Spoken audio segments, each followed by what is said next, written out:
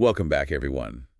Ready for another deep dive? Today we're exploring the InFlowFit method, a book that really digs into the mind-body connection, especially when it comes to building strength. Yeah, it's a fascinating area. It is. I mean, we all know exercise is good for you, but this book goes deeper, like way deeper. Exactly. It's not just about hitting the gym and going through the motions. Right. Yeah. And that's what we're going to unpack today. I'm so curious to explore this InFlowFit method with you. Me too. It's got some really interesting stuff. For sure. One of the things that caught my eye was this study from the University of Illinois about exercise and brain function. Oh, yeah, that was a cool one. Like, who doesn't want a sharper brain, right? What's really going on there? Yeah, what's the science behind it? Well, the study found that exercise, particularly aerobic exercise and weight training, stimulates the production of a protein called BDNF. BDNF. Yeah, it's like, think of it like fertilizer for your brain cells. So working out is literally helping my brain grow. Pretty much. And that increased BDNF leads to better learning, memory, and even helps protect against cognitive decline as you age. Wow, that's incredible. I knew exercise was good for you, but I never realized it had such a profound impact on the brain. It's pretty amazing, right? It is. And it doesn't stop there, right? Yeah. The book also talks about how exercise impacts mental well-being, too. Oh, absolutely. It's huge for that. Yeah. We all know exercise can make us feel good, but the InFlowFit method takes it a step further. It does. Like, it really delves into the why.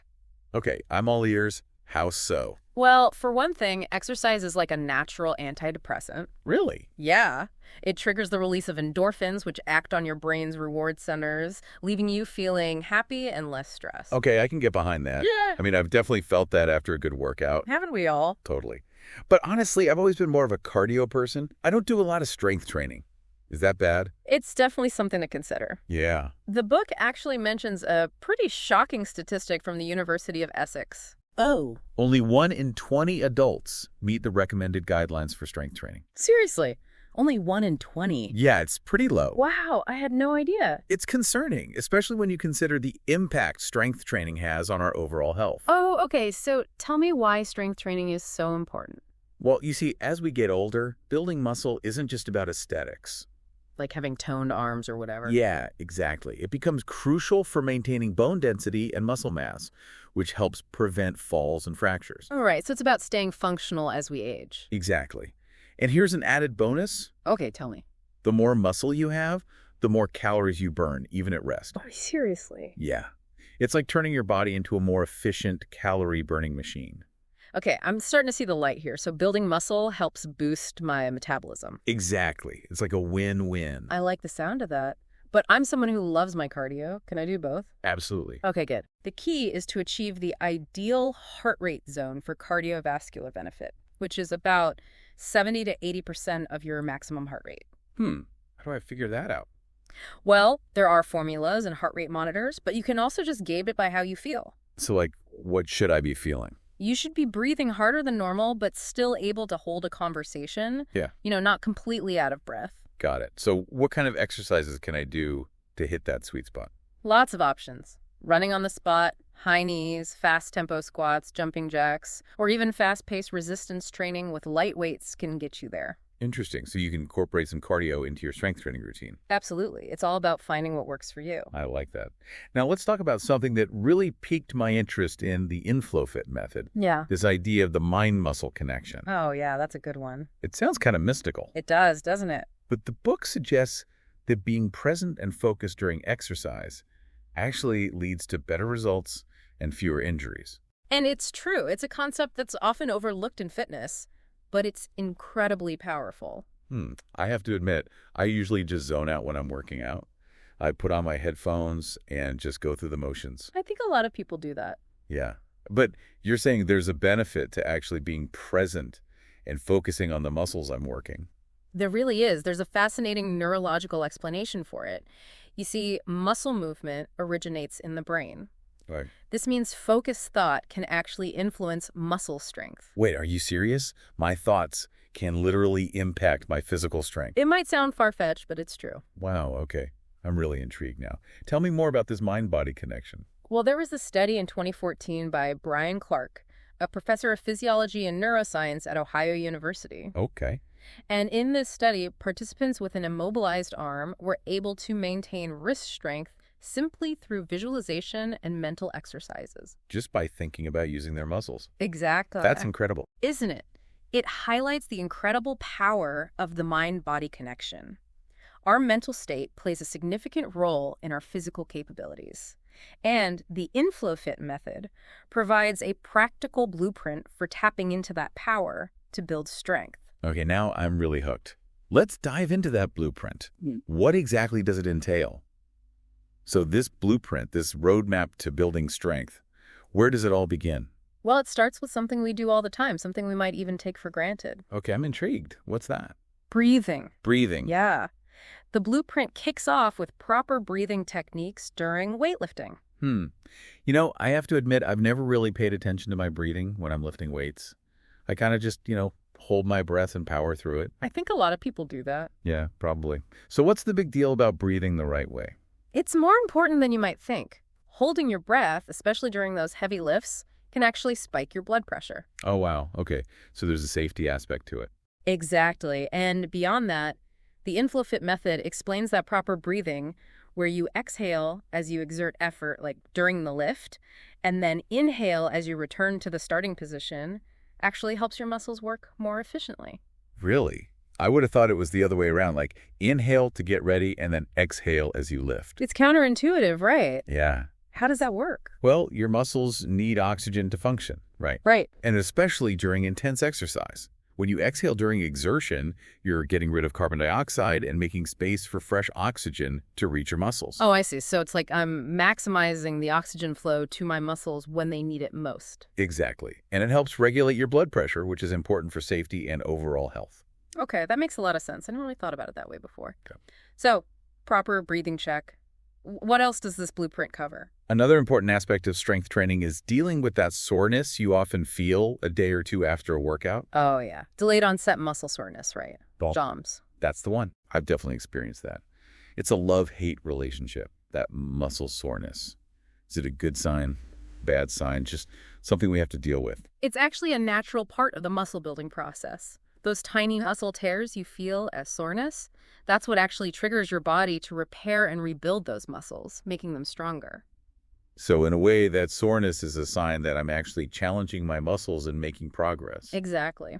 But of course, balance is key, as with anything. The InflowFit method really stresses the importance of rest and recovery to allow those muscles time to repair and adapt. So it's not about pushing myself to the limit every single day. It's about listening to my body and taking rest days when I need them. Exactly. The book recommends starting with 2 strength training sessions per week, each lasting about 20 to 30 minutes. You can gradually increase to 3 or 4 sessions a week as you get stronger and more comfortable. Okay, 2 sessions a week seems manageable. I think I can handle that. And then, of course, there's the all-important topic of what you eat after your workout. Yeah. I've always heard that post-workout nutrition is super important. What does the InflowFit method say about it? It emphasizes the importance of fueling your body with the right nutrients after exercise to support muscle recovery and growth. It specifically recommends focusing on healthy proteins, fresh vegetables, and complex carbs like quinoa, pea pasta, or barley. Got it. So basically, a balanced meal that replenishes the body and gives it those building blocks for muscle repair. Exactly. And it's worth noting that a good workout isn't a free pass to indulge in all kinds of unhealthy processed foods. Right. A salad doesn't cancel out a bag of chips. Exactly. It's about nourishing our bodies with good things, whether we've just worked out or not. Definitely. But I want to circle back to this mind-muscle connection idea. We touched on it earlier, but how do we actually put that into practice when we're lifting weights? The InflowFit method really stresses the importance of being present and intentional during your workouts. They encourage you to make a conscious effort to engage and tense the muscles you're targeting throughout each exercise. So it's not just about going through the motions, like I tend to do. It's about really focusing on those muscles and feeling that connection between my mind and body. You got it.